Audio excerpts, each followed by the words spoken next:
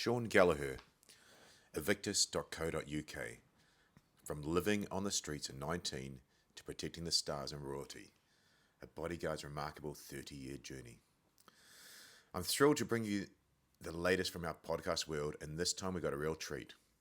I had the pleasure of sitting down with the incredible Sean Gallagher, a man whose life reads like an action-packed novel. From bodyguard to the stars to a mentor in self-defense, Sean's journey is nothing short of fascinating. Life lessons from a bodyguard to the stars. Sean's story kicks off with a twist of fate that led him from a potential military career to becoming the trusted protector of celebrities like Kate Moss, Sylvester Stallone, Beyonce and Jennifer Lopez. His tales of training, dedication and the importance of local knowledge will have you hooked. Imagine being the only man trusted in the inner sanctum of a royal household. Sean's been there, done that. The art of protection. We dived deep into the world of close protection, where terms like residential security team and one-on-one are demystified. Sean shares the critical values of trust, professionalism and integrity that are the backbone of his work. Plus, he spills the beans on how to navigate high-risk environments with celebrities, minus the ego and flashiness. Mental health and the warrior's path. Sean's transition from full-time bodyguard to educator is a story of resilience. He opens up about his personal battles with adrenal fatigue and the importance of holistic health. It's a powerful reminder that even the toughest among us need to prioritise our well-being. The misconceptions of mental health. In a candid moment, Sean discussed the often misunderstood link between hormone levels and psychology.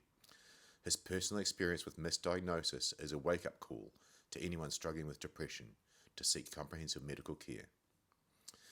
This episode is packed with insights that go beyond the glitz and glamour of celebrity protection. It's about the human experience, the unexpected turns in life, and the wisdom gained along the way. So, are you ready to be inspired, informed, and maybe even a little entertained? Join me on this incredible journey with Sean Gallagher. Trust me, you won't want to miss a minute of it. P.S. Don't forget to hit that subscribe button and share the podcast with your friends. Let's spread the knowledge and pay it forward. Thanks for watching. I'm Damien Porter, former New Zealand Special Forces operator, subject matter expert from hownottodie.com.au. And you're listening to my Straight Talk Mind and Muscle podcast, sponsored by these guys, mystate.com, the ultimate daily formula for optimum hormone health, stress management, energy, and performance. 100% natural and clinically proven ingredients, it provides everything you need to raise your game in a convenient, gut-friendly capsule. Links for my former shows are in the show notes below. Thanks for watching. And we're live. Welcome to the Straight Talk Mind and Muscle podcast. Welcome to my guest. Let me see, this afternoon, but in your morning, Sean Gallagher, welcome to the show. Thank you. 4:30 here. Yeah, thank you. I've got up at that time in the morning for some guests over in the US. So thank you for getting up early. And yeah, look, I'm really excited to share some of your stories. You know, I think about the angle of the show. I was thinking, really, you've been bodyguard to the stars, and I've interviewed a few bodyguards. Kevin Rudd's, or the Prime Minister of Australia's head of protection. But you've had a really interesting life. We see your stuff on the socials, and that's how we sort of get our brand out there. Bodyguard to the stars, you know, you're talking Kate Moss, I think, and a bunch of others. Where did it all sort of kick off for you? Back in the late 80s, early 90s. I used to train with some really great guys. I was young. I've been training since the age of 12, well, 9 is when I started the martial arts. But training really with, you know, in the gym, running, swimming, boxing from the age of about 13, 14, and everybody wanted to join the military. The problem is, when I wanted to join the military, my father made me work on building sites from the age of 12, so my knees were shot to pieces. Oh. And I had 3 operations on my knees before I was even 16. So I got rejected, based purely on the medical. So I was gutted because all I wanted to do. So then I went to join the police, and they turned around and went, "Go and see the world first, boy. You're young. Yep. We want someone." It's not like nowadays. You got a degree in, you know, in the UK, if you got a degree in 1980s Madonna's hits, you'll probably get in. And he just said, no, we'll have you 100%. You're a fit young lad. But go and see the world, experience life, experience people. Great idea. So I went off and I traveled a lot for over a year. Went to America. I was just spent a lot of time in Europe. Ended up living homeless in Europe for about 2 months on the beaches and stuff. Loads of really interested people, which I think was the key. And then I came back and started doing more training with a lot of my friends who had joined up. Right. So when we would train together, then I started meeting really high level security experts who started taking me under their wing. And I think it was it's got to be 89, 1990. I think it must have been 2021. And I got taken under wing by a couple of ex-forces guys on a London UAE job. Oh, wow. And yeah, so I started off RST for maybe a year at least. Then I went from RST to advance, from advance to backup, from backup to one-on-one. And can we translate those terms a little bit for the listener? I mean, we do have a lot of veterans here, but let's just translate those terms, what that sort of looked like. You started at RST, then to one-on-one. What did that look like? So then it's two different worlds, but they do overlap. So residential security team, RST is what we call that. So that would be making sure the house is secure at all times, making sure there's a liaison between the CP drivers, the VIP drivers, the CP teams, making sure the itinerary is done, making sure everybody's booked in, make sure he's booked out, doing your regular patrols, taking in any urgent calls, dealing with any emergencies inside the house, especially if you're with like the UAE royal family, because men weren't allowed inside the woman's house. Right. So I was the only man allowed inside that house to a certain stage. And building up trust, which trust is the key. Professionalism, trust, honest, loyalty, integrity. Yeah. And working and then getting to know these guys. And I work with some phenomenal guys who are ex-SBS, ex-SAS, Marines, the French Foreign Legion, and we just would talk, share stories. And then once they got you and they like you, they trust you, and you're dedicated to the role you have, they go, no, I'd like to see Sean do that one for me. Because Sean's a London boy, I was East London boy, and if they're in London, they wanted local knowledge. So no, well, Sean, you're local, aren't you? I went, yeah. He goes, in that area? I went, yeah, don't go down there. Went, yeah, but they want to go, Brick Lane. Fine, dress down, turn up in a cab. That ring, remove it. You know what I mean? Because you're going to get problems. Brick Lane, East London. That's brilliant. That's removing the ego. That's okay. The young guy, Sean, has got local knowledge. In our unit, one of the tenants of four tenants is Brook No Sense of Class. And I remember a former chef, a SAS operator, he developed a very special type of charge with his imagination. I remember some guys come back from Las Vegas, a young kid, 23 years old, he's teaching sergeant majors. That's what you gain by having that humility. Hey, Sean, what's it like here? You've been here, and we're turning up in a cab rather than some big limo. Yeah, exactly. And do you know what? It's guys with your background. I always say this to people: shut up and listen. Listen to these guys.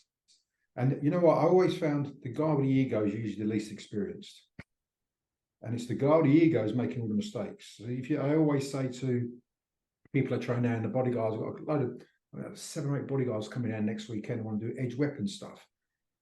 And I've trained them before, and I always say the person who thinks he knows it all, who calls himself the expert, is the one usually making all the mistakes. So that's the one you create space from and watch.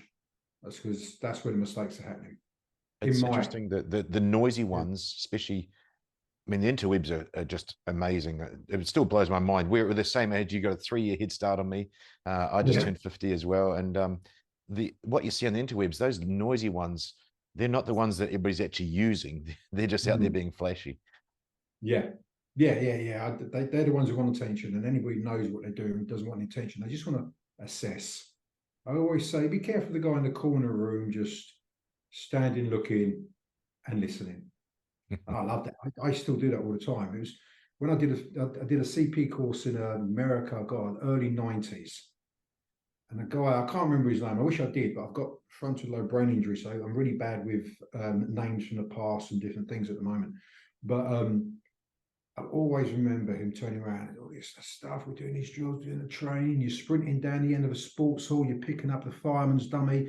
You're sprinting back with the fireman's stuff in your back, and you're putting him into a makeshift car that's been made up. The other basic, proper, real training. Okay, and then 4 days of it was get yourself plotted up on the street, in a coffee shop, and watch, and listen, and learn. And it was going, I'm paying for this just to, and they come and sit you and sit with each other. He goes, I want you to watch people's body language. I want to listen to them. I want you to look around, see what people are doing, see how they communicate. And I still do it to this day.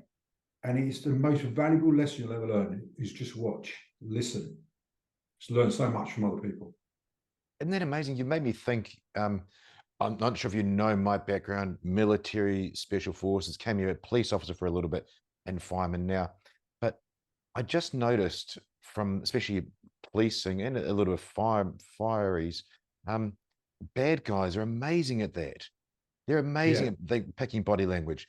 You know, they're almost cavemen-like because they're so basic. And if you're showing fear or you're showing weakness, and they're good at talking as well. I say in the self-defense classes, the first thing you do is shut your mouth because you're going to speak. And I'm not good at the talking compared to the bad guy. He's practiced it. He's done the come on, and your voice is going to crack because you didn't expect it. He picked this time and place and circumstance, but they're great at it. So what a cool thing for a bodyguard to just watch and learn people, because the bad guys do that all the time. That's their life. All the time. All the time.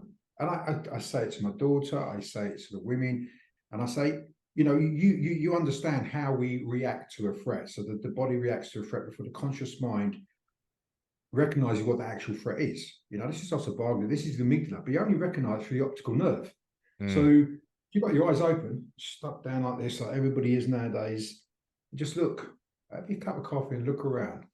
You're going to spot something that the conscious mind didn't realize you spot, and you're going to get these sensations. Understand what your body is telling you from million years of evolution to survive.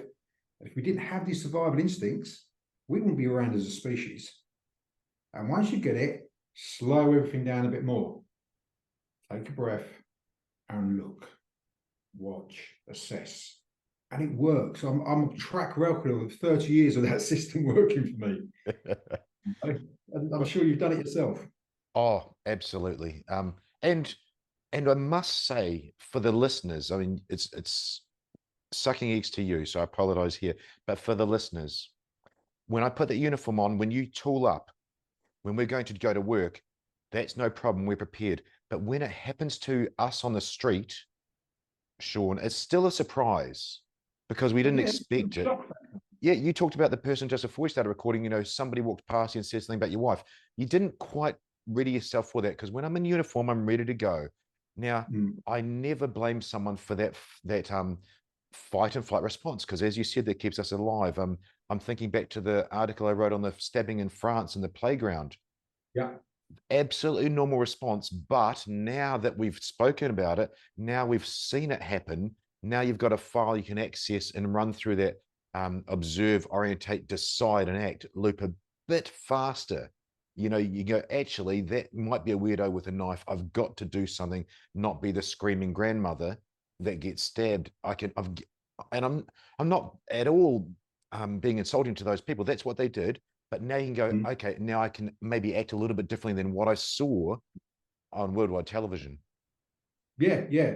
But the only real way you can reduce the adrenaline, the control that adrenaline has over you, or that fear response, is through training, and the training has to be realistic, you know. And you've got to. I had this conversation some other day. I was training a group of really, really nice people, corporate security teams, and they deal with horrendous situations on the street. And we were just going through basic stuff. And I always say, what are you concerned about? What have you experienced? What have you seen? And the most common attack on women in the UK by a long, long way are strangles. But you know what the worst taught technique is? To get out of strangles. And the amount of nonsense that's being taught. So I've got this group of lovely people, and I'm just saying to them, 3 young ladies in the class, and I'm saying to them, so the most common attack is strangles, and the guys straight away, yeah. What's this? Strangle. I went, where have you learned that? I said, what do you mean? How does a 40 kilo, and let's be real, one of the principles you had would have weighed close to that, these supermodels. How does a 40 kilo female do that sort of action against a 100 kilo male, as an example that could happen? Exactly. And you take into account that the actual attacker's going for the adrenaline dump. Science has proved that when you have an adrenaline dump, you can have up to 40% increase in natural strength. You know, so, you know, everybody goes, yeah, I'm going for the adrenaline dump, I'm going to do this. Yeah, well, so's the attacker, and the attacker has a plan. He's always one step ahead of you, and you've got to remove the purpose of intent. Doing this nonsense on the wrists will not work. And the guy was going, yeah, but I've done it in class, it works every time. So I said to the team leader, I said, if you want, we can have a pressure testing session, and we can focus on techniques that you've learned for life-threatening situations and the most common type of attacks. He went, yeah, brilliant. I said, right, so we're at an extra hour. We had 3 different techniques that these guys had been taught. The women didn't get involved on, but they wanted to watch. And I said, right, your boss is going to strangle you. Okay, it's up to you how hard your boss comes in. And obviously there's men in the room, so there's a bit of an ego, there's a bit of a, for want of better words, a bit of a dick swinging competition going on, as there always is when there's men in the room. And yeah, no problem, blah, blah, blah. I said, you're going to do the technique you've been taught and you believe works. You're going to do your technique, you're going to do your technique. Every single one of them failed to the point of tapping out. Okay, now, do you understand where I'm going with this? Yeah, but, no buts. 10 times. Do the technique 10 times. Each you do your technique 10 times, and 10 times they each failed. So you had the one that was removing, plucking the hands out, failed every time. Banging down on the wrists, failed every time. And these are men doing it against men, so women haven't got a hope. Yep. And you got the other one where someone was doing, we have to do the pyramid, come across and do a pyramid and drag it down. Oh, yeah. I've never seen that one before. I went, oh, go on then. And he was, I will say, he was 4 stone heavier than the guy who was strangling him, and about 6 inches taller. Not a hope in hell. But he kept fighting to the point is I went, stop. Yeah. Not yet. Remove the ego. Yeah. It's not going to work. And then I go, right, everybody grab a coffee and drink a water. And they sit there going, well, I've been doing that for X. I mean, it's not you, it's your instructor. Yeah. The problem is you're aping, you're mimicking. It works for him, so it must work for me. Yeah. You haven't pressure tested it, and you're standing here with a guy who's got 30 years experience, and you're arguing me that it works. And this is why we pressure test. But there's so much nonsense getting taught. There is, Sean. I agree. I apologize if I butted into your thought process there. I just want to touch on the pressure testing and elaborate on that. It's my opinion, after I've taught this for about 23 years with the unarmed combat and what I've seen, and it's my opinion that what we teach in self-defense effectively is actually switching the switch on. And I interviewed Lieutenant Colonel Dave Grossman quite some time ago. Nicest guy, gentleman. But it's turning the switch on, because those guys can all have that skill, but did they switch on to being able to violently hurt or kill another human? No, that's what I was taught. That's what highly likely you were taught. And the female needs to do that, because I remember teaching one course, and there's a beautiful little female. She was 23 years old, 50 kilos. And I asked her the question, what would you do if someone was on top of you lying down and he tried to kiss you? And she's like, oh, I'd bite his mouth off, I'd bite his tongue off. I'm like, would you? Because I know that you wouldn't. I know that it's natural. You talked about natural amygdala. It's also naturally inherent for us not to want to kill or maim another human without being trained out of it. And I put her in a pressure situation, as you said. She knows me. I'm not the bad guy. It's literally a safe environment, and she still froze. That was normal for her, but we exposed her out of that and trained her out of it. My suggestion to you is that these people that train in the sports and or self-defense, but aren't pressure tested, they won't be able to turn it on the day as much as they think they can. No, and that's my experience with 80% of people I've trained who've never really experienced violence. There you go. They don't understand violence. They go, oh yeah, we're going to do this, this, and this. But you're not, okay? Because you're first, before you do all these fancy moves, your body goes through this process within a millisecond, okay? So you've got to train as realistically as you can, but you need to be put under pressure. But it's not physically. I'm talking emotionally, mentally, because your body is what controls your movements. And if your brain isn't, if you strangle someone, just so we get back onto strangles, but if we strangle someone nice and lightly in the hands and the shoulders, as you see all the time, and you train that for 6-7 months consistently, and then I come in and strangle and start smashing into your throat and pushing you backwards against the wall, that's a completely different thing. That's a strangle. You know, hands here aren't a strangle. So your brain's going to go, what the fuck's just happened there? And you will not react, and you more than likely freeze. Yeah. And you won't respond. And in a life setting, someone trying to remove your capability of breathing, you don't have that time. So when you're training these sort of threats, train reactively, train correctly, but also focus on the gross motor skills. And I argue, say, yeah, but I'm going to do, all right, okay. So when we go through that adrenaline dump, optical nerve sheath, amygdala, adrenal dump, cortisol dump, what happens? Oh, we do this, this, and this, and all the blood goes to what area? Oh, large muscle groups. Your heart rate's gone above 145 beats per minute. What are you left with? We've just gone through it. Gross motor skills, large muscle groups. Your body is telling you how to defend itself. Yes, beautiful. I've never heard that said so eloquently. It's just this is millions of years of evolution. It's saying to you, guess what, mate? You're only left with gross motor skills, large movements. I'm going to pump all your blood into those large muscle groups so you can use large muscle groups to get away or to fight. So when you start going, oh, you know what I'm going to do? I'm going to do a nice little wrist lock here and I'm going to bend it. Forget about it. It's just not going to work unless you have trained and trained and trained like you guys did, like my friends, Ginge, Lofty Wiseman talks about this all the time, the way people train and go, this here. And I have people in the classroom, phenomenal martial arts. And what I do now is I train martial artists of all backgrounds to use their skill set in a real violent situation.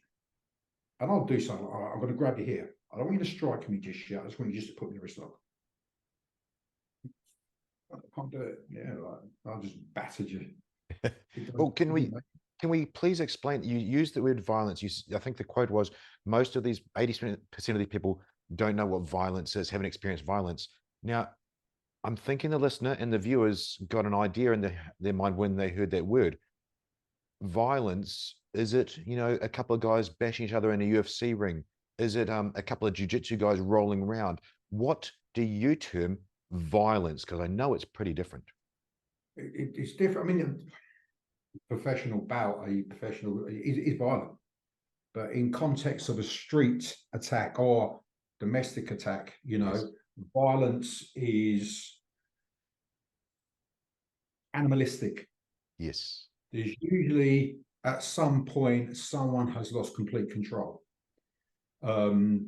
Usually there's no space, there's no control, there's no stepping back, you know, blocks, guards, you know, determined strikes. It's unpredictable. I always say to people, if you've got kids, go, yeah, I've got kids. Oh, do you play fight, your little 3 or 4 year old boy? Oh, yeah. How many times did he hit you? So what? Well, you've been caught in the nose before, haven't you? I went, yeah, I have. I went, why? He went, I don't know, he's 5 years old. I went, unpredictable. You can't predict what he's going to do. Violence. Okay. Now, violence to me is unpredictable. There's a massive shock level, reduction in time and response. Okay. Your options to defend yourself are limited. So to me, violence is unadulterated, animalistic, unpredictable, physical hatred. You've That nailed it. that person wants to hurt you. So I always say to people, when you're in these situations, obviously we always want to avoid de-escalate. And if avoidance and de-escalate and communicate are out the window, you've got, and I was laughing when you said the switch, because we always called it the switch. Oh, And we called the switch as in the CP team, because I used to own a very successful CP company, Central London. And you pick guys for the jobs, and the client ring up, I've got this job, and I go, right, to tell me what they're doing, where they're going, what the threat is, blah, blah, blah, because these aren't handbags. Why do you feel like you need a bodyguard? And then we just go for the assessment, we do a quick meet the client or the client's people, usually, quick assessment. I'll go, yeah, don't use him. I go, yeah, but he's good, but he hasn't got the switch. And I go, what do you mean? I went, he's great. He looks the part. He's aware, but should it go wrong, he hasn't got the switch. He won't turn from I'm a situational awareness person, I'm a good communicator, to I now need to go. And I need to eliminate, remove ourselves using physical techniques and get the hell out of here. I said, he hasn't got it. I said, he'll keep talking and he won't realize talking's over. I've now got to flick that switch and I've got to go. I said, so you can't use it. But we always call it a switch. That's what I like. And you said earlier, and I think I was elaborating on that, training can turn that switch on. And I believe that exposure to that turns that switch on for anybody. They don't have to be a special forces guy. I can turn it on in a female relatively quickly, given the right circumstances. Mm. Yeah, it's essential. In my experience, it's essential to train as realistic as possible, but you've got to build up to that. That's the progress. It's a process. Yes. My wife's working with, my wife and I deal with the women who've had experienced very serious domestic abuse, and there's a process you've got to go through. Some get to that, point C a lot quicker than some people. Just for them to walk into a room is intimidating. But my wife also works with Rape SOS in the UK, so Rape Crisis, you may know it as. Wow. Yeah, so, and that's, I can't be in the room, I can't go down, there's no men allowed. No. And, these are heinous crimes. I mean, I hear some of these stories, and I just want to get the kit on and go out and start finding people. Just, yeah. And you can't even start talking about physical pressure, physical techniques. There's a massive process. A lot of these people you can't even talk about violence to, and they've had probably one of the most heinous violent crimes committed on them. So everything's a process. And I really hate it when guys are teaching a women's only course and they brought an ego into the room, because ego is the enemy. Wow. I can do this. Man, that lady's here for a reason. You probably don't know that reason, but from our experience, 85% of women that we've trained over the last 6 years have all had history, whether they want to discuss it or not in the general room, but they've all had history of some form of violent intimidation or attack. I think you nailed it. Intimidation or attack. Clearly, from experience and from what I've seen as well, it just horrifies me that I'm walking down the street and there may be a threat, and normally it's an ego threat, a threat to mine or a threat to theirs, but never. And I was never a prisoner of war, because that is a male threat, sexual violence, and as a POW, which a lot of listeners probably don't realize. How many females have had even feeling, and you can't discount their thought process. How many females have been in the unfortunate situation where they thought they were going to be violated? I think that's terrible, because I've been in a lot of situations, I never felt that. And that to me is horrendous. And I would not want someone that I know to be in that situation. I want to give them skills to get out of it. But that's just the reality. It's simple facts. You see at 85%, and those numbers I think are pretty real. They're huge. It was a huge percent. I mean, I was brought up with all women. I've got 4 sisters. All my relatives are female. So I was brought up, by my mum and my aunt, and 8 female, my 4 female cousins and 4 sisters. My dad was working all the time on the sites. So, I've been surrounded by women. I've got a daughter, I've got a wife. I will still never be able to comprehend that. No matter how much they talk to me about, situations where guys make comments in the street, or, even my wife go to walk the dog and you got the 4 dustmen, oh, darling, hey. Don't do it, lads. Don't do it. No. You know, because you don't understand the psychological effect that's had on them. You might think it's a bit of fun, but Joe, oh, it's all the lads together. Oh, you're being a dick. Don't do it. Because it really does have a psychological effect. It really does. I mean, Really as does. you're saying it there, I've never thought about that myself, Sean, but I thought I've never felt as if I could be under a violation threat. That would be a horrible thing to have ever experienced. And as I kind of said a couple minutes ago, even if it's not real, even if they're just believing it, thinking it, that's still in their mind. That's a trauma. Yeah, and but the thing is, you've planted that seed by your actions. You know, you like stare at them a little bit longer. You know, if you walk past someone, you know, make a space morning and just carry on walking. You know, staring at someone. I don't mind people staring at me. I don't bother me at all. I'll look back. But if you think what you're doing to a young woman who's maybe in a different environment, you know, she's gone to a different town, maybe, you know, whatever it could be, you know, it's intimidating, it's threatening. And you know, what a lot of people who don't deal with women enough aren't talking about. And we know everybody talks about the fight, flight, freeze. I always call it freeze, fight, flight, fawn. Yes. You know, because everybody freezes first. Everybody. That's our start off flinch reflect, isn't it? Everybody goes, oh, and depending on the amount of training you have, is how long you'll freeze for. Exactly. Okay? You've absolutely nailed it. Yep. Okay. But then we need to add in involuntary paralysis.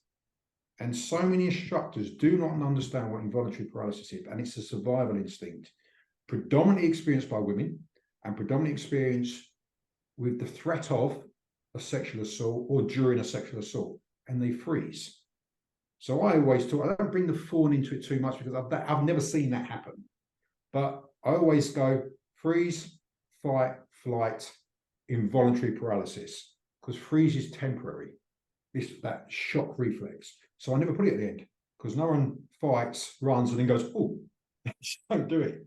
They freeze first. Then they decide, the body or the mind will decide to fight or flight. And when they run out of options, involuntary paralysis, there's your freeze. In my opinion. I absolutely agree with you. I'll come back to the fawn maybe in a bit, because you've spoken about women, females, and the natural response. That gives us a nice segue back to the bodyguarding, and I use that term for the listeners. You've gone and you got yourself onto one-on-one bodyguarding, and you're very open with your social media at some of the celebrities you've done. You've bodyguarded supermodels and so on. What was that like? Can you just paint that picture? Because, you know, there was a movie, The Bodyguard, and a lot of the listeners out would love to know about that world. Get, you know, sort of open the kimono into that world. What was it like the first time bodyguarding? Then what are some of the people, who are some of the people you can actually speak to that you've protected? First time body, I don't really remember my first time bodyguard, because my bodyguard was a process of a few years. Mm-hmm. The very bottom, and you work your way up, and you build the trust, you build your experience, you build your skill set, and then someone turns around and goes, we'll have Sean with that principal today. Gotcha. Oh, okay. And then you have the backup, whoever the person I was with at the time, and boom. And then I got recommended, and I ended up always getting recommended. I did some advanced security on Schwarzenegger's End of Days in the UK. There's some hilarious things happening now. My main role was corporate. So I ended up purely through a recommendation working with multi-billionaires. Wow. Who were on the world stage. And the reason I did that is because I just had a way of dealing with people from every level. So right up, being at 10 Downing Street, to Buckingham Palace, to meeting different royalties, dignitaries around the world, to dealing with, you know, the young lad who was coming to clean office at 6 a.m. every morning. Yeah. I could communicate. And communication is key to everything.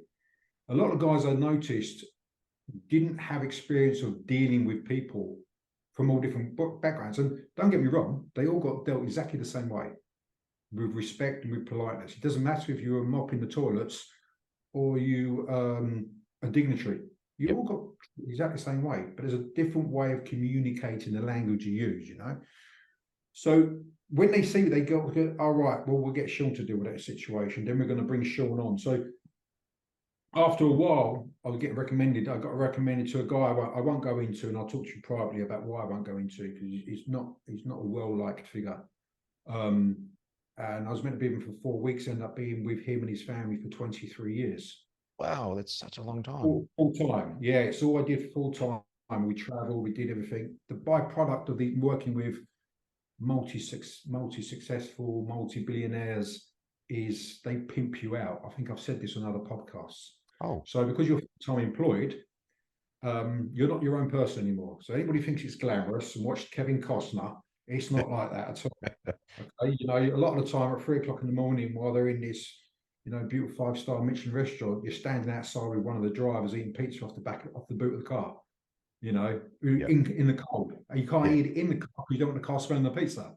So it's the stories I've got, and people go, oh no, really? So they would pimp me out. So I'd end up with, I mean, I've forgotten half the people because I didn't care. I just wanted my bill paid at the end of the month. Yep. Hence why I think I was so successful, because I don't care who the people are. You know, you're a celebrity, I don't care. You're a multi-billionaire. Oh, okay, this is my job. The job's the same. What your threat assessment is changes because of what's going on, but the job is still the same. They are what they do changes usually the demographic of the people around them and the threat. Right? So I'd end up J-Lo. Never even knew she was coming in. Ended up spending 4 days with her because my boss went, right, you're working tomorrow. I went, no, I haven't been home for 4 weeks. No, I need you to work. A friend of mine's coming in on a jet. And it was when she was married to Mark Anthony, who was a lovely guy. Right. Little things like Mark Anthony, quick briefing. No one's opens the car to my wife, but me. I'm a Latin American. We open the cars to our wives. So you'd get out and you stand by the car, being, you know, assessing everything. He would come around and he would open the car. And then you proceed with him. Yep. And I actually thought it was really nice. Pain in the ass sometimes, especially when you're at Annabelle's and she was pregnant and you're trying to get them out. And I want to go through the back door and I've got a black cab ready. Yep. Okay. Pap's outside. We need to go out the back. And Mark, we're going, right, Sean, that's an excellent idea. I said, look, your wife's pregnant. You're going to get rammed. I've got 2 cars outside. I've got our principal vehicle, your principal vehicle. They're outside. I'm going to give them some comms. They're going to get out of the car, open the door so everybody thinks you're coming out. We're slipping into the cab in the back alleyway. We're going to walk through the kitchens. They're going to mop the floor, wait till they dry because your wife's pregnant. Bob. My principal turned around, I ain't fucking doing that. I'm going out the front because they want to be seen with the celebrities. And it was a free-for-all. Oh. A free-for-all. At the end of the day, I work for this guy. I can advise. And this is what people don't get. You're there to advise. They don't have to listen to you. So you got an adapt and overcome. And it was a free-for-all. I mean, a load of Pats actually got pictures. Went, how you got through that, Sean? I don't know. I'll send you the pictures. But I mean, I haven't even looked for them. But it was just me and her husband just huddled over. I've got my guy now to stay back inside. You can't come out. This is mob. So I've got him back. He's standing there with 2 of the club's doormen. I'm now huddled over a pregnant J-Lo and her husband. And he was screaming. I'm like, oh, yeah, I agree with you, mate. But don't look at me. You know, you didn't have to do this. I'm the alternative. Got her in the car, banged on the car. They left. And I went back in and went like, what do you want to do? I told you not to do it, but they don't have to listen. Kate Moss, absolute sweetheart. I think I put a post out yesterday when she found out my mum died. Big fashion show. She had her hand stretched behind me, holding my hand. Oh, because wow. she just her mum died. Probably one of the most genuine people I've ever met. Naomi Campbell, Rita Ora. I've worked with all of them. Sylvester Stallone. On the last Rambo. Oh, yeah. He was in my part. He was friends of my principal, and he's actually good friends with the guy who recommended me to the principal. He got stuck in his car around the back of Trafalgar Square, and all the fans on him. So I come sprinting down the road from the backup vehicle, drag people off. And my claim to fame is Rambo said that I was a man of action. So I'll just leave it there. Mike off, went home. You know. Yeah, I've worked with they're just workers, decent people. I don't get caught up in all that anorak thing. And went home, got paid. Coming back to sort of 15 minutes ago, you talked about ego. My quote, I put it out there. I don't think I invented it. I didn't steal it, but is ego will get you killed. And it's the same, but it's so much more important in your job because it's not just your life, your job, your purpose in life at that time is to protect someone else's life and dignity as well. Maybe protect their ego, but so many people don't realize that the ego, the true operators, is not about that. I remember Gary Fahey, head of the Australian Prime Minister's Bodyguard team, he said in a conversation online with us once, our job is actually just to run and hide. Literally, imagine for you listeners and viewers, the President of the United States, what happens if there's a balloon popping? You're going to run and hide with that guy, and that's kind of the job. And that's not ego and puffing your chest. You're not looking who to shoot and who to fight. We want to keep that person safe, and being safe is being away from the danger. Well, do you know what? I had this conversation recently, and it was a group of children. I've been asked by local police and local council to go around to schools. Nice. In our, because at Southend, I live in Lee, but Southend has some of the highest knife crime figures in the whole of the Essex in the UK. It's bad. So I got asked to, me and my wife, separate places. She went to the girls' school and stuff, and go around and talk about the real danger of edge weapons. What happens when you get adrenaline dumping, when you get, your heart rate goes 175 beats per minute, and you've only got a knife on you just for self-defense. But 175 beats per minute, you start getting cognitive breakdown, you start waving things around, and that's where a lot of injuries are coming from. Zero intention to hurt someone. So we go and talk to them, and I go, on the screen, my background, and I was a full-time close protection officer, bodyguard for different people around the world. And what was my job? Oh, you do this, you do that, you jump, you fight bullets. No. We think this could be a little bit dodgy, a little bit dangerous. Guess what we do? We leave.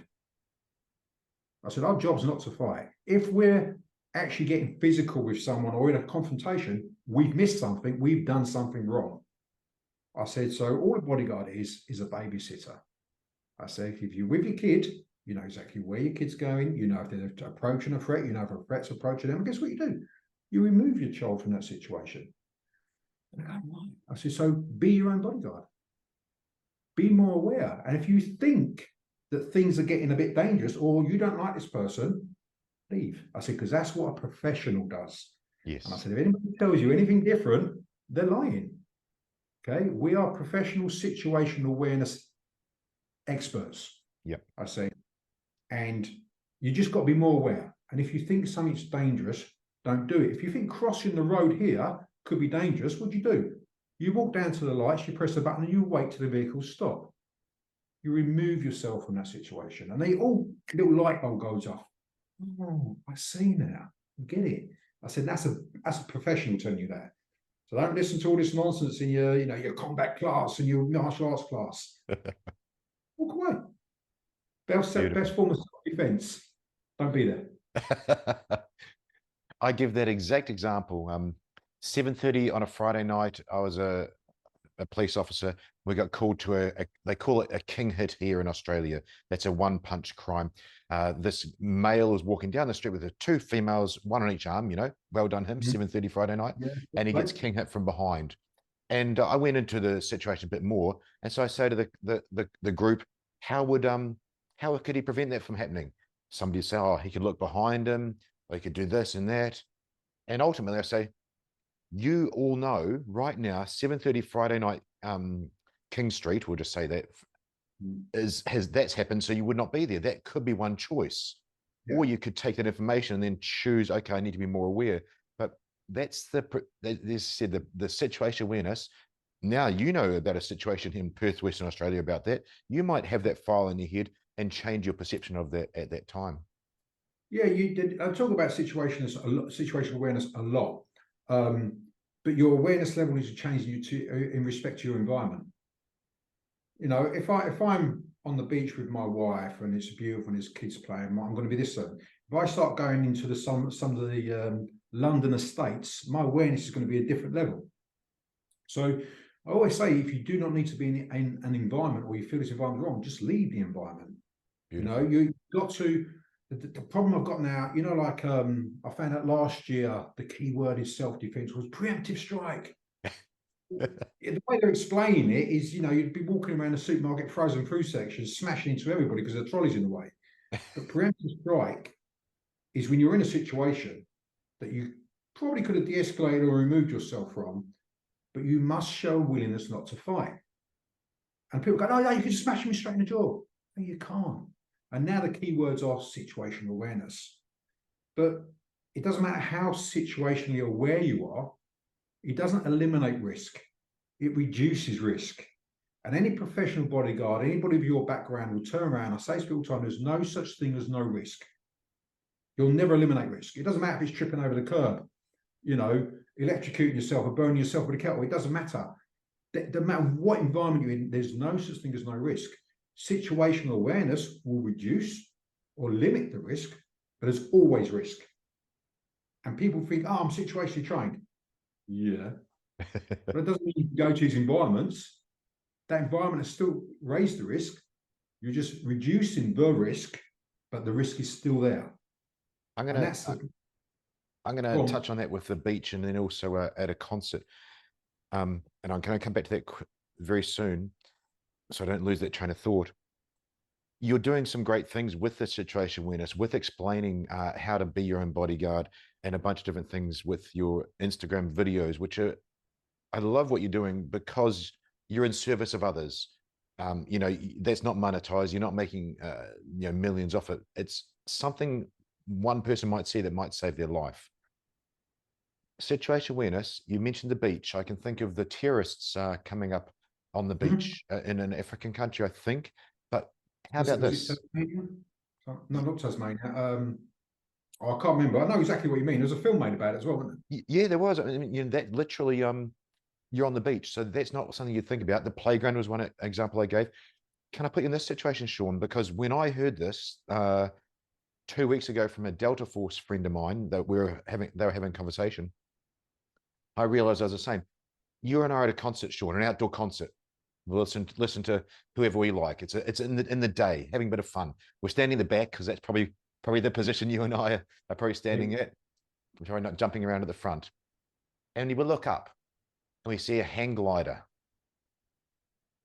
Before 2 weeks ago, what would you have thought if you saw a hang glider? Would you have originally thought, "Oh, terrorist, machine guns, I need to get the hell out of here"? Or would you have thought, honestly, with the observation, observe, decide, act, or whatever it is, would you have thought, "Oh, that's a terrorist threat"? Or would you think, "Oh, that's interesting. Maybe he's off course. Maybe he's come over to see the he's going to land." Yeah. Yeah. Do you know what I mean? Because they back in the day, you used to see them coming into massive sports festivals, didn't you? Stuff like this, Yep. The first thing I would look up and go, "Where do you think he's landing?" Exactly. You can't predict every risk. You can't predict every scenario. And people say, "Oh yeah, you do." You can't. That's impossible. And what you'll always find is, like these terrorist groups, for example, like a street thief, like some thug, even a criminal organization, they'll always adapt. They're always going to evolve. And we evolve naturally as humans. And if people want to commit an atrocity, you've only got to look at 9/11. Yeah. Who predicted that? Well, there's loads of little speculation, but who would have thought that they had that in them? But they evolved to that, and they've evolved from planes. Now evolved into paragliders, tractors through, barriers. You've always got to be aware, and it sounds horrible. You've always got to be suspicious. Yeah. I always say to my daughter's 30 now, but obviously she's still my little girl and my world. And I always say, when we were younger, stranger danger. That's what it was on the TV. Yep. Your parents said it to you. The local church used to say it to you. Probably not a great example, but stranger danger. Who's teaching kids this now? Oh, speak to the stranger on the bus. There was posters in London on the public thing, and I'm going, what the hell's that? No. Just keep yourself to yourself and be aware of the people around you. Friends are friends. Strangers are strangers until proven otherwise. We have to get back into this. It sounds horrible, and I know all the nice little. Some of these people are going, "Oh no, that's out of order. We shouldn't." No. The predator, the paedophile, the rapist, the sicko, the weirdo, whatever you want to call it, they're always going to be in society. Always. You're never going to get rid of them. Okay. And always be on high alert, certain levels of awareness around certain people in certain environments. You can't always go, oh, that pretty. Next thing you know is, some lunatic with an AK-47 running through the street. It just stunned me thinking about that. You're talking about the situation will always change. And that was a great example. You and I would not have thought that, even though we're highly trained. And you're right. If those sensors go off, those spider sensors, something looks wrong, it is wrong. And hopefully, again, if someone's listening to this, they can access that file a bit quicker than they could before they listened and watched this, then we've helped them out. You're with Invictus online, and what you're doing, you've been bodyguarding, as you said, full-time, 23 years for one principal, one employer. What are you doing now? What is your main role? You touched on what your wife and you were doing in different things, but what's your main sort of purpose now, Sean? So a lot of the time now, so I retired 2.5 years ago, and the wife was on me. She wanted me to come home. So I was only home maybe 6 nights a month. Wow. And we've been together for 20 years. So that's a strain on her. I mean, she's very supportive, she's phenomenal. But you could tell it's a strain. So I said, when I hit 50, which was 3 years ago, keep it quiet. I said I will retire. And I retired to the day. But then once she had me home for about 3 weeks, she was like, oh, Jesus Christ, I think I need him out the house. that was the same thing with Dean Stott when he retired from the Special Forces as well. Yeah, I'm sure. And, I'm not comparing myself to you guys because you're a different level, but we have a certain mindset, we have a certain way of doing, and we have a certain tolerance level. And we need to be doing things. We have to, because our mind, I told you before, I have trouble sleeping, but my mind is forever thinking, boom, boom, boom, boom, boom, boom, boom, boom, so I can't relax. And so she just turned around, and I was getting people calling me, oh, Sean, could you write me a little section for this? And what's your opinion on this? And if you were teaching this, what would you do? So I've just, first time I ever brought a computer, I was in my 50s. One finger typing, I'm still doing it. Yeah. But I started doing it. I started on things. She goes, and Angie walked into the room one day with an office upstairs, and I had all my teaching qualifications, physical and communication, this, all the way around the room, all my different accreditations. And she says, have a look around the room. Well, look at all these qualifications you've got, your petals, your teaching qualifications, you've got 5 different martial arts qualifications, you've got your combative stuff, you've got your BTEC level 3 equivalent to A levels in teaching, boom, boom, boom, boom, boom. Why aren't you doing that? Yeah. Everybody wants you to do it for them, but why aren't you doing it yourself? I thought about it. Do I want to get back into it? I used to teach years and years ago, at part-time, purely to help out. But when I had the accident, I got frontal lobe brain injury. I'd sort of teach myself to speak again. Right. So I started lisping, and I'm really conscious about it now when I do it still, but I laugh about it now. So I got a bit of what do you call it when you don't believe you can do something properly? I can't remember. It's called. It'll come to me later. Yeah. What, you're lacking the self-belief? Imposter syndrome. Oh yeah. Gosh, isn't it? That is a tough one for so many people, even at high levels. Yeah, and I had it really badly, and I still do have it. So I didn't really want to get back into it again. But then I started going and teaching, and assistant teacher on different people's courses. So I think I don't know if you Ginge Johnson and Lofty Wiseman, these are old school regiment boys in the UK, yes. And I'd go and assist Ginge, and I was sitting there with Lofty, and he walks in, he just sits there talking all day. But just every sentence has a little golden nugget you can learn from with Lofty, and the same with Ginge as well. And I started learning it. I started going, and then if you've got people, it's not blowing wind up anybody's backside, but if you've got people of your background and people of Ginge's background and Lofty's wise man going, Sean, can you teach that second? Because I read that section, because I really like what you've got to say here, and that's really relevant. You go, oh, well, you got this ex-regiment guy for, Ginge, Lofty was 20 odd years, Ginge was 13 years. Lofty's famous for developing and creating some of the special forces groups around the world, including Delta. Yep. And he's going, Sean, teach that section, would you? Yeah, really? Yeah, I love what you're teaching. I love what you're talking about. I love how way you're doing it. Yeah. Who lots, isn't it? So I started doing that, and I started getting more and more into it. And then I started writing programs. Then I wrote CPD nationally recognized courses, one finger typing. It took me months, but they're all recognized now, and that's what we do.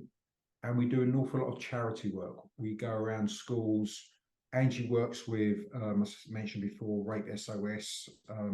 I work with victims of domestic assault with Angie. I'm never in the room with a group of women on my own. And I work with guys who've been through serious violent attacks, or because guys have got low lack of confidence. And I'll spend an hour with them, 2 hours a week or something.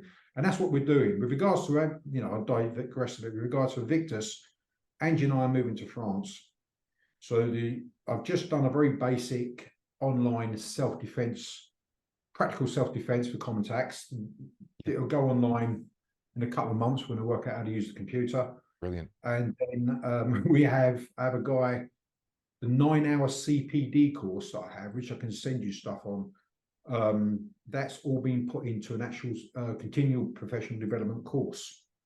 And that's going to be an interactive course, and it starts off with basic situations, goes right up to edge weapons awareness, looks at fight or flight, physiological changes in the body, psychology of high stress, all this sort of stuff.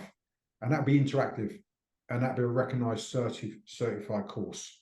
And then I'll come back and I'll do the physical, one-day physical training as part 2 of that.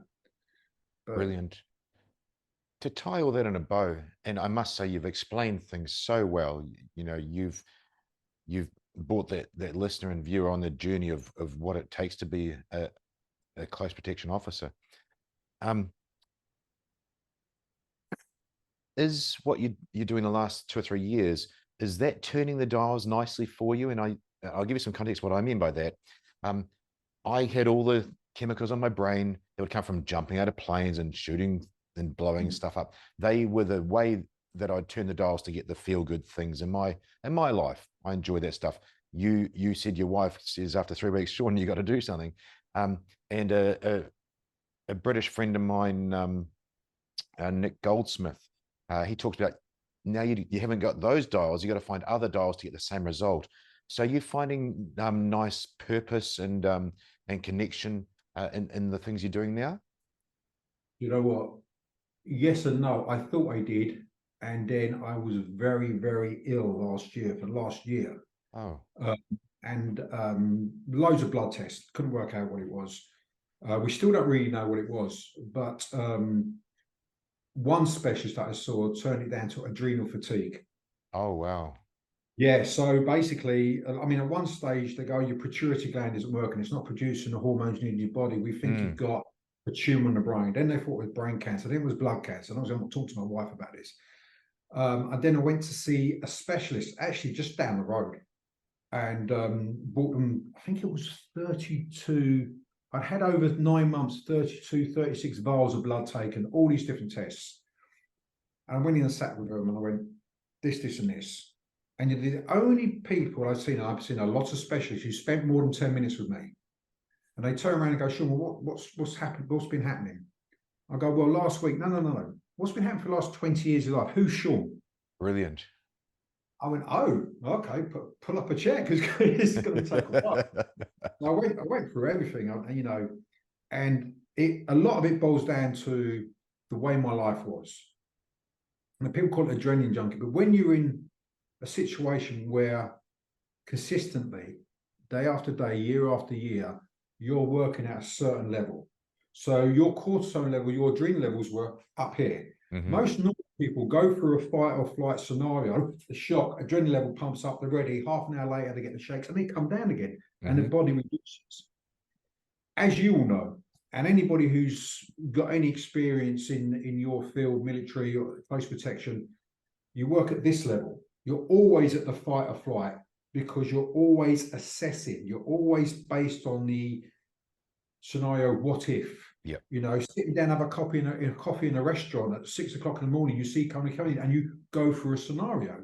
If my principal calls me now and he comes out of the safe, what if this guy does this? I go, I'm going to do this, and this. Is the car up in place? Is the driver sitting outside having a fag, talking nonsense to another driver? Boom, boom, boom. And that's where it starts. And it doesn't switch off when you go, oh, I'm finished. No. It just doesn't, does it? No, your brain's grown that way. And I mean physically grown synapses to allow you to be, for want of a better word, and maybe clickbaity, but Jason Bourne, you're seeing things that the other people don't. Exactly. And you'll train your brain to be constantly active in that way. Mm. And the brain just doesn't switch off. The brain's a muscle. So your muscles, that muscle's constantly tense. Those chemicals are constantly pumping through the body. So I spent 28, 30 years doing that, started not feeling myself, not moose. My wife would probably say moose. Not moose as much, but not wanting to do much. Yeah. Started getting ill. I'm never ill. Started getting ailments, started getting body aches, started losing strength. It's not right here. And in the end, it was not living the life I've lived for 28 years. My body went, oh, right, oh, that's nice. We're going to calm down. Yep, this is calming down. And instead of stopping, it carried on going. Oh, wow. It carried on going, and my adrenal glands weren't working properly. I wasn't producing cortisol, I wasn't producing adrenaline, wasn't producing this, and my body started shutting down. Yep. And it was all because my body's used to working at a certain level. Yep, and exactly. As you say, you probably do something now to get that, which people call adrenaline jump, but you're probably trying to get it to also that cocktail. Exactly. That's what I mean about the dials, turning those dials to get the result in the brain. Yeah, I've got to be honest, I'm finding it really, really hard. I started getting really back into not just teaching, but I was getting phenomenal martial artists come in, and we need a pressure test, everything. You ain't getting going. Not getting this short, but I needed it. But I just wasn't getting the same buzz, and it really affected me. Slowly coming out of it again. Deep chatting with you, people like you helped. Ginge calls me every day. Well, not every day, but twice a week, and we have long chats about stuff going on. Communicating, speaking about it really helps. Because otherwise you think you're going mad. You and I, I don't know, you're probably the same as me. Most people from my background are. You're getting weak. And then you put down age, and then you put down softness. So you start, hitting the weights constantly. And all of a sudden, when I was doing 100 press-ups every morning, I'm only doing maybe 35, and then I can't be asked. That's not just physical, that's psychological. It is definitely psychological. That when you can't get out of bed, and I mean you can't get out of bed for a day or two just because you can't get the motivation, that's in your brain. And then you've got an injury combined with that as well. Yeah, and the biggest issue I found is that the doctors wouldn't listen. They don't care about your background. I don't care that I fractured my neck twice. I don't care that I got a front lobe brain injury. I don't care I've got 4 cracks in my skull. I've done this, done that, experienced this. And also, just before the pandemic, my mum passed away. Oh, yeah, of course. But there's this little ball, and it's building up. It's getting more compressed. It can only start so much. And so the thing the doctors, massive falling out with my doctor about this, but first thing, oh, you're depressed. No, I'm not depressed, fella. Yeah, you're depressed. Take these tablets, sticky tablets, right where the sun don't shine, because I'm not depressed. I know me. And the more I talk to people about this, the more people of my generation and my background are getting put on depression tablets. And now I say to them, do yourself a favor, go and get a blood test. Go, what? Go and see a hormone specialist. Yes. And a hormone blood test. Because I'm telling you now that, I know someone who lost both their parents in the pandemic within 2 weeks of each other. Wow. He's my age, we're a little bit older, and he went through this whole stage of, most people go depression. It's not, you're traumatized. That's different. Depression isn't trauma. No. It's the very same symptoms, but do me a favor, go and get a blood test, because none of my hormones are working properly. Okay, and one of my hormones, I don't even know what it is the lowest this guy's ever seen in the UK. Wow. And he said, and you've been seeing a doctor for a year? I went, yeah. He goes, but they don't test for this on the NHS. The NHS don't test these 3 things. So I needed a cocktail of hormones that I have to take, and I've still got to take them now, probably for the rest of my life, because it was left too long. Yep. But I turned around and said, go ahead. He goes, in his case, it wasn't the same in my case, but it was, I think, progesterone or something. Yep. Which The hug hormone. That's exactly what it was called, the hug hormone, which you must have. He said it's pretty much non-existent. Yeah. He said, and the doctors now, the specialists gave him an injection, I think it was once every 2 weeks, whatever it was, different like this. And he goes, if I went on those depression tablets, he goes, I would have lost my shotgun license. He said, I would have thought I'm actually all depressed. He goes, it would have changed my work career because then some companies ask you to disclose this stuff. For someone who's been through it, don't just take the pills. See a specialist and go and see another 2 or 3 specialists, because it's probably not psychological, it's probably chemical. I love Start you said psychological, but this here affects everything here. And if you're not producing that right cocktail of hormones in your body, it will affect your mind. You're exactly right.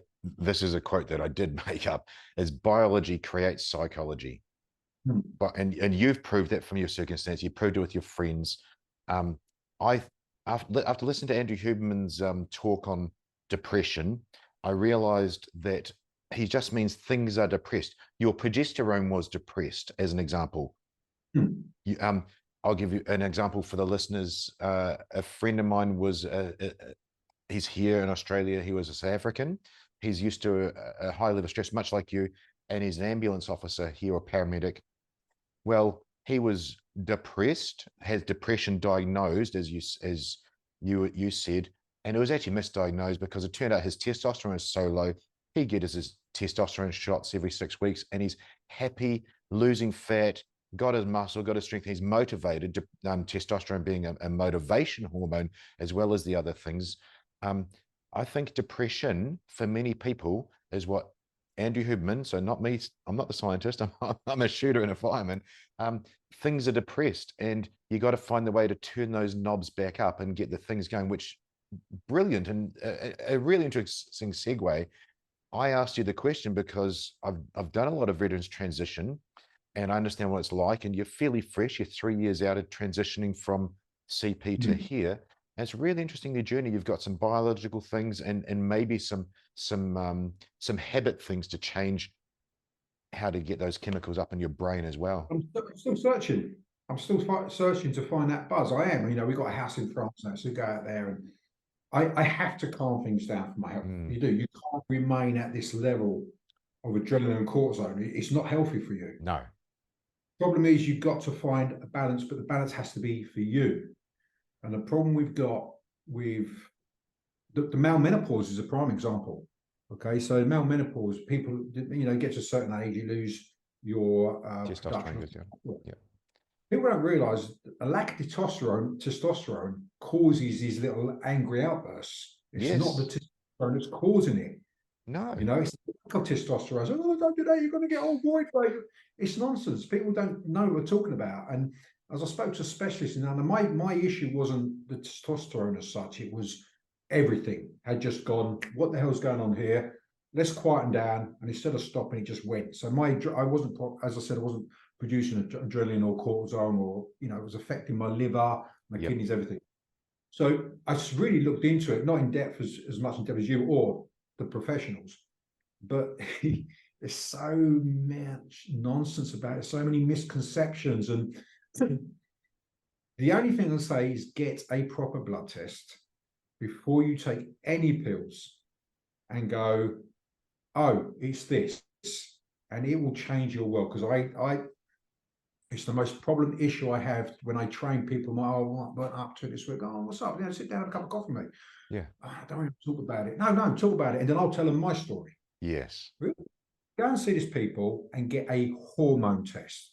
They come back, oh my God, my doctor's had me on antidepressants.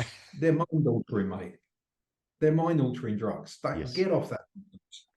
Try this. I mean, not saying you don't need them. Some people will need them. Yeah. But let's do a full exploration of what's really going on in the whole body. And testosterone for men is a major mood changer. And if it's low, it's going to change your world. Yeah. Change your world. You're exactly right. I'm stunned that we've gone that way. You talked about communication and talking to people like this, and it's communication is key, and so is connection. You know, the perfect storm of mental of poor mental health, and it could go to suicide, is loss of purpose, loss of identity, and loss of connection. These sort of connections are key, and I was stunned that on the interwebs you can get that same connection. But you said something so telling there, was you got to do the right thing for you, and it's been the same through this whole show, Sean. You know, you're humble. That's why you I suggest that's why the imposter syndrome was coming up a little bit, because of your humility. But all these experts are saying, actually, Sean, you're the man for that. But finding the right path for you is so important. And I'll just sort of finish up on a story for me. I've had counseling. It's been great. I know operators and really high business people that use psychologists for performance enhancement. They're just great at their job and see things that you can't. And of course, they'd say, go and get a hobby, Damien. Well, my special forces psychologist, who is a good friend of mine now, she said, Damien, you don't need to grow tomatoes, but you do need to go and find something for you. And of course, I did. So as you're saying, go see one person and go see the other and go see the other, and figure out what the right thing for you is, because it might not be growing tomatoes or watching Sex in the City or whatever it is, but finding the right thing makes the biggest difference, and it is different strokes. Yeah, and it is. It's very individual, and that takes you back to combatives or martial arts, doesn't it? Yeah, exactly. You know, it depends. What works for me might not work for you. You know, exactly. And look, my boy, an 8-year-old boy, is better at jiu-jitsu than me. I'm sure that stuff's great, but I can't do it. I'm just going to count someone's eyes out and chop them in the throat. You know, throat strikes are for winners all day long. But this whole thing now. Oh, this is the only system you need. It's the best system in the world. That's nonsense. You got someone telling you that, I'd leave straight away, because we're all very different. And the situation changes, as you said, so rapidly as well. Yeah. Brilliant, Sean. Look, mate, you're an absolute gentleman. It's been a pleasure getting to know you here, and thank you for taking the time to connect with me and sharing your story here so openly, which is, I would say it's rare, but it's not. I mean, I get the best people in the world at what they do, and I don't say that lightly, and they're so open with their story for people. And I say at the end of these shows, you know, if this has helped one person who's listened to it, we've sort of done our job. And I think we've had some real golden nuggets there, and it's been an absolute pleasure to get that out on the interwebs. Thank you. Well, thank you for the invitation. You're welcome. Where do people find you? I do record the show notes at the start, so people have already heard it right at the start of the show. But listening to here, where do people contact you to find out about Evictus, to find out the things your wife and you are doing, or look at coast protection education? Where's the best place to come and find out about you? Because everything's going online, and I hate social media, I'm used to that, but we've got a real big Instagram following at the moment. So Evictus Training, you'll find us on Instagram, you'll find us Facebook, even though I don't do that, but I think my wife does that. So Evictus Training is where you'll find us on Facebook and Instagram, or you can fire me an email about any questions. I'm more than helpful. You can ask me anything at Sean, SEAN, at evictus.co.uk. Beautiful, Sean. Thank you so much again. Absolute pleasure. Yeah, I'm looking forward to chatting some more. Yeah, definitely. Stay safe, buddy. All the best. Nice one. I'll hit pause. We'll have a quick chat. Thank you. Hi. Thanks for watching. I'm Damien Porter, former Special Forces operator, and check out my new project for 2023 at hownottodie.com.au, where I've combined all my Special Forces training and police officer experience to help others. Thanks for watching.